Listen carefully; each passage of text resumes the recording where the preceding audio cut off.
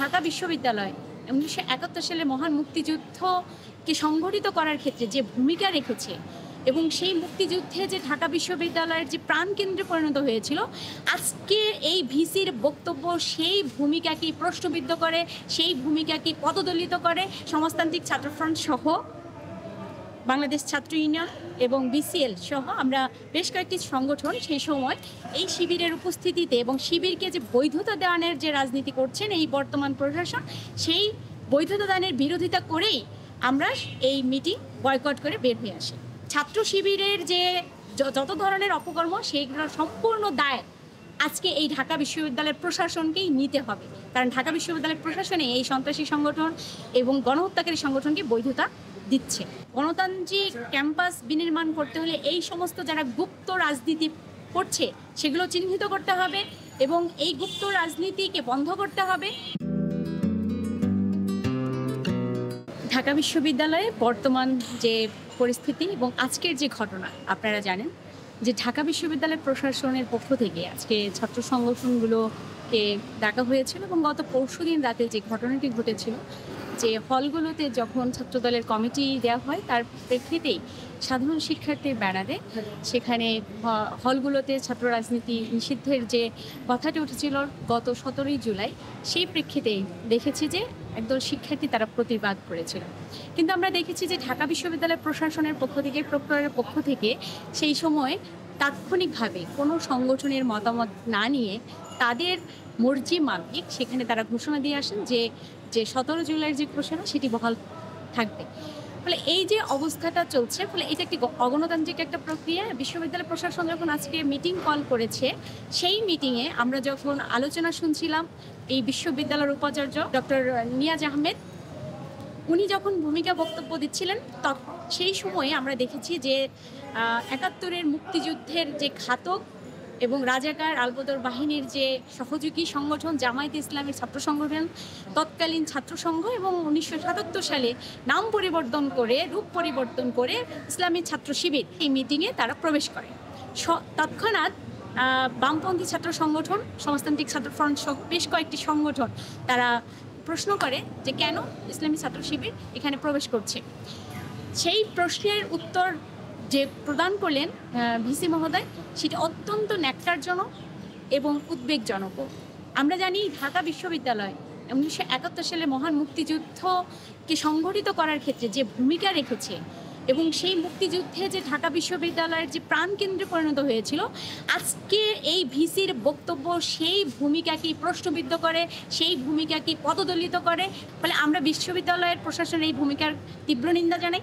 একটা গণতান্ত্রিক পরিবেশ যদি আমরা সৃষ্টি করতে চাই তাহলে সকল সংগঠন যারা মুক্তিযুদ্ধের যারা বিরোধিতাকারী এবং গণহত্যাকারী তারা এবং স্বৈরাচারের যে দোষর তাদের বাদ দিয়ে যে ক্রিয়াশীল গণতান্ত্রিক প্রগতিশীল সংগঠনগুলো আছে তাদেরকে নিয়ে যে পরিবেশ পরিষদ গড়ে উঠেছিল 1990-এর স্বৈরাচার বিরোধী ছাত্র আন্দোলনের মধ্য দিয়ে, সেই পরিবেশ পরিষদকে আমরা কার্যকর করার কথা বলি এবং আমরা বলি যে সেই পরিবেশ পরিষদের ভিত্তিতেই বিশ্ববিদ্যালয়ের হল এবং ফ্যাকাল্টি প্রত্যেকটি জায়গায় সেই ছাত্র সংগঠনের যে নেতৃত্ব, সেই ছাত্র সংগঠনের যে আলোচনা সেগুলোর ভিত্তিতে একটা গণতান্ত্রিক পরিবেশ নির্মাণ করতে পারে। অর্থাৎ ছাত্র, শিক্ষক এবং এখানকার যে আরও অন্যান্য যে অংশীজন আছে তাদের সকলের মতামতের ভিত্তিতে এই বিশ্ববিদ্যালয় পরিচালনার যে পদ্ধতি সেটি নির্ণীত হবে।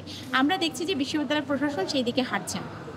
ফলে সমাজতান্ত্রিক ছাত্রফ্রন্ট সহ বাংলাদেশ ছাত্র ইউনিয়ন এবং বিসিএল সহ আমরা বেশ কয়েকটি সংগঠন সেই সময় এই শিবিরের উপস্থিতিতে এবং শিবিরকে যে বৈধতা দানের যে রাজনীতি করছেন এই বর্তমান প্রশাসন, সেই বৈধতা দানের বিরোধিতা করেই আমরা এই মিটিং বয়কট করে বের হয়ে আসি।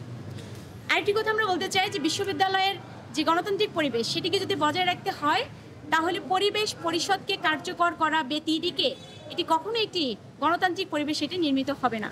ফলে আমরা প্রশাসনকে বলেছিলাম যে প্রত্যেকটি হলগুলোতে একটা মনিটরিং সেল গঠন করে, যতদিন পর্যন্ত ডাকসু কার্যকর না হচ্ছে, ডাকসু নির্বাচন না হচ্ছে, তার আগ পর্যন্ত প্রত্যেকটি হলে ছাত্র সংগঠনের নেতৃত্বের উপস্থিতিতে সেখানে যে হল প্রশাসন রয়েছে তাদের এবং ছাত্র সংগঠনের নেতৃত্ব তাদেরকে যৌথভাবে একটি মনিটরিং সেল সেটি গঠন করতে হবে।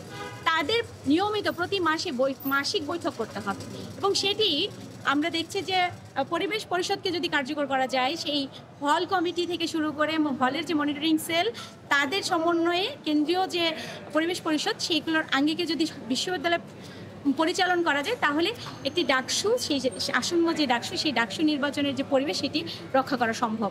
এবং আমরা স্পষ্টই বলতে চাই যে ৭১-এর যে হানাদার বাহিনী, যে রাজাকার বাহিনী, তাদের দোসর এই ইসলামী ছাত্র শিবিরকে সাথে নিয়ে কখনোই একটি গণতান্ত্রিক পরিবেশ সেটি বিনির্মাণ করা সম্ভব না।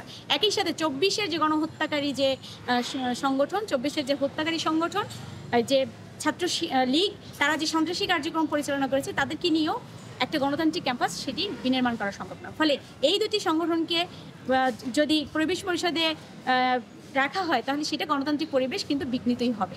তাহলে আমরা বলতে চাই, গণতান্ত্রিক পরিবেশ বিনির্মাণ করতে হবে, হলে হলে মনিটরিং সেল গঠন করতে হবে, এবং ডাকসুকে কোনোভাবেই যেন ক্ষতিগ্রস্ত না করে সেই ধরনের কোনো পদক্ষেপে ঢাকা বিশ্ববিদ্যালয় প্রশাসন হাঁটবে না, সেই প্রত্যাশা রাখে। এবং একই সাথে এটাও বলতে চাই যে ছাত্র শিবিরের যে যত ধরনের অপকর্ম, সেইগুলোর সম্পূর্ণ দায় আজকে এই ঢাকা বিশ্ববিদ্যালয়ের প্রশাসনকেই নিতে হবে। কারণ ঢাকা বিশ্ববিদ্যালয়ের প্রশাসনে এই সন্ত্রাসী সংগঠন এবং গণহত্যাকারী সংগঠনকে বৈধতা দিচ্ছে। হলগুলোতে যখন ক্রিয়াশীল ছাত্র সংগঠন তার কর্মসূচি, তার পোস্টারিং, তার লিফলেটিং, তার প্রকাশনা নিয়ে যাচ্ছে, তখন বারবার বাধার সম্মুখীন হচ্ছে। কিন্তু আমরা দেখছি হলগুলোতে কিন্তু গুপ্ত সংগঠন পরিচালনা করা, গুপ্ত কার্যক্রম পরিচালনা করা, সে কিন্তু ঠিকই রয়ে গেছে। আমরা দেখি যে কীভাবে করে ফিল্টারের নামে সেখানে কল্যাণমূলক কাজের কথা বলা হচ্ছে, এবং আমরা দেখছি যে শিবিরের নেতৃবৃন্দ তারা বলছেন তাদের কোনো কমিটি নেই, কিন্তু তাদের হচ্ছে বিভিন্ন কল্যাণমূলক কার্যক্রম তারা পরিচালনা করছেন। অর্থাৎ এই কল্যাণ আসলে যে কী ধরনের কল্যাণ, এটা যে একটা গুপ্ত রাজনীতিরই একটা ফল, এবং সেটার মধ্য দিয়ে আমরা দেখছি যে কিভাবে করে একটা সন্ত্রাসী সংগঠন তার যে অবয়ব বাড়ানো, তার যে বিস্তার বাড়ানো, সেগুলি আমরা দেখছি। ফলে আমরা বলতে চাই যে গণতান্ত্রিক ক্যাম্পাস বিনির্মাণ করতে হলে এই সমস্ত যারা গুপ্ত রাজনীতি করছে, সেগুলো চিহ্নিত করতে হবে, এবং এই গুপ্ত রাজনীতিকে বন্ধ করতে হবে। প্রকাশ্য রাজনীতি, প্রত্যেকের যে তার ঘোষণাপত্র, তার যে রাজনৈতিক বক্তব্য, সেগুলো শিক্ষার্থীদের সামনে আনতে হবে। শিক্ষার্থীরা যাচাই বাছাই করবেন, এবং সেই যাচাই বাছাইয়ের মধ্যেই একটা গণতান্ত্রিক ব্যবস্থা বিনির্মাণ হতে পারে। ফলে যদি আপনি কুক্ষিগত করতে চান, শিক্ষার্থীদেরকে জিম্মি করে আপনি বড় সংগঠন ঘোষণা করতে চান, সেইটা কিন্তু কখনই গণতান্ত্রিক একটা পদ্ধতি হবে না। ফলে আজকে যারা গুপ্ত রাজনীতিকে, দাওয়াতি কার্যক্রমকে, কল্যাণমূলক অনেক কার্যক্রমকে আজকে যারা হাজির করতেছেন, তাদের যে অসৎ উদ্দেশ্য রয়েছে, একটা ক্যাম্পাসে যে একটা অগণতান্ত্রিক পরিবেশকে সেটাকে টিকিয়ে রাখা, তার যে একটা অসৎ উপায় রয়েছে, সেটি আমরা স্পষ্ট লক্ষ্য করছি। আমরা সেটা থেকে শিক্ষার্থীদের প্রতি আহ্বান জানাই যে আপনারা সচেতন হন, এবং একটা গণতান্ত্রিক যে পরিবেশ, সেই পরিবেশ বিনির্মাণের লক্ষ্যে আপনারা সোচ্চার থাকবেন।